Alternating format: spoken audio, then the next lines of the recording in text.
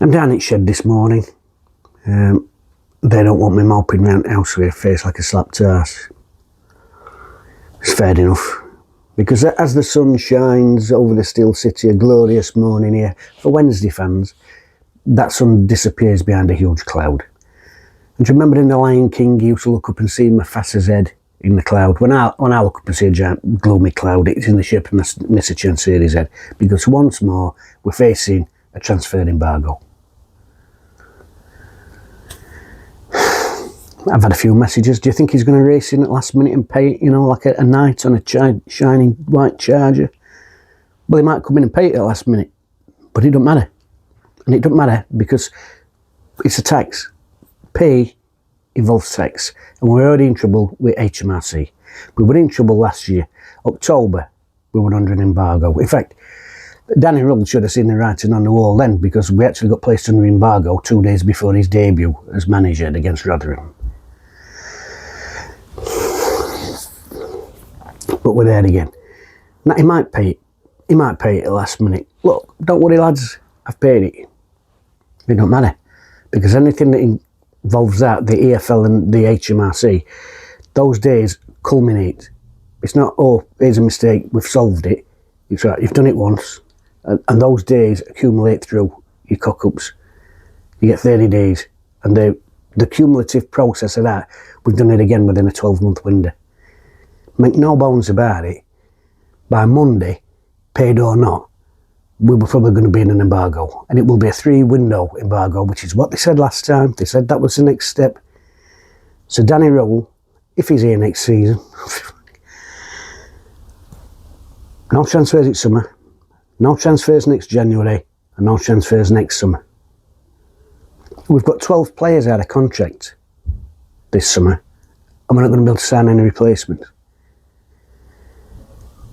We'll be scrabbling about again. It's an unsustainable way to run a multi-million-pound business. And we've got a huge game against Hull. Everybody's focus should be on that and finishing as high as possible. But once more, there's a distraction, and once more, that distraction is off the pitch. It just goes on and on and on. It's completely unacceptable. Cannot run a club this way. I mean, 3 years ago, he actually brought in a CEO under massive pressure and the squeeze. But she was gone within, what, 6-7 months? Well, he won't allow me to do anything. You can't run it like that. You can't run a business like that, especially when, by your own admission, I don't know what I'm doing in this game. So yeah, Monday, it will be an embargo. Because those days are adding up. And even if he does pay, and even if we do skirt it by the finest margins, we're running out of those days. We're running out of those days. They all add up. So we might pay it this month. But what happens next month? I mean, January time, we've had the biggest cash injection of the season other than the TV money at the beginning. All the season ticket money's coming in January. We're struggling to pay it now. So what happens at end of April? How many days will that be? We will be in embargo. There's absolutely no doubt about that. We are surely now getting to end game. It cannot go on. I think even the most ardent supporter, I think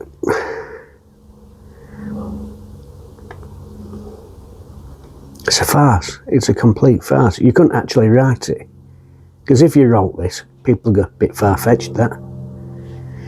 The average age of our squad, Bannon will be 36. Johnson's 34, he'll be 35.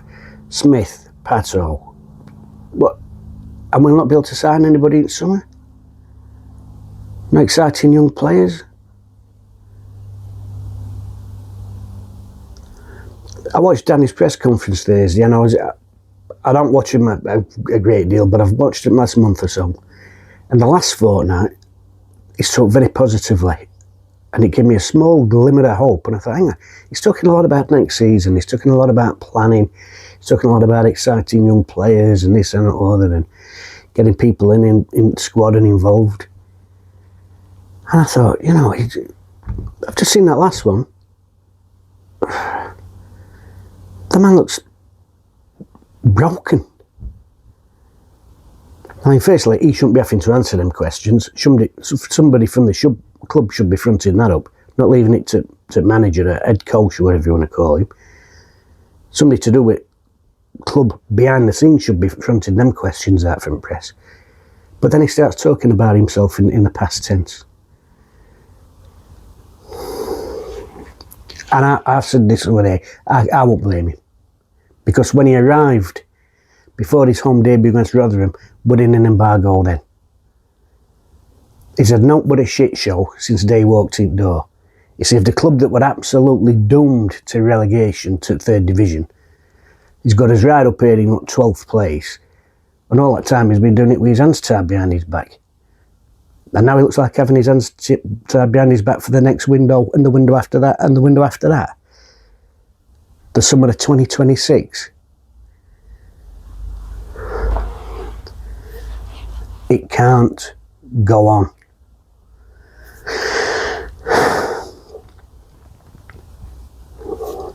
And Mr. Chanceris talked at Star. And for the first time, he's almost made an admission of guilt. Yeah, I know it's not right. Well, some people will say that's a step in the right direction. It's not been right for years on end. It's cash flow, I'm trying to sort this and that other. It can't go on. The thing that came out of it is, I read it as, he's got absolutely no intention of going anywhere. It would all, I'll get it sorted, I get it sorted. It might be today, it might be tomorrow, it might be next week. I don't think he's got intention of going anywhere. And supporters, I know there's been bits of rowing in the week, there's been skirmishes because there's still small pockets that he's trying his best. And I'm not going to argue at that point. I'm not going to argue at that point because maybe he is trying his best. But look at the evidence. The evidence is his best is nowhere near good enough to run a Championship football club. Nowhere near. So it's time that everybody got together now. Together, one voice. And to that end, I would urge absolutely all of you to sign up to the Supporters Trust so that we have got a voice to be able to engage with the club and ask serious questions about what's happening down there and the changes that needed to be made. So I'll put the link in the description. Do yourselves a favour, join the Supporters Trust, and together our voice is louder.